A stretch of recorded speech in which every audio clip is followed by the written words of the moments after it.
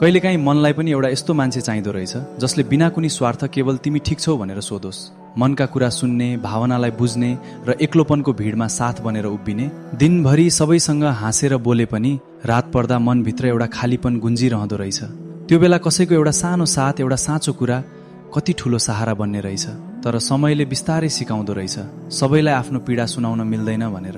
धेरै जसो मानिसहरू केवल कथा सुन्छन्, तर भावना बुझ्ने मानिस धेरै कम हुँदा रहेछन्।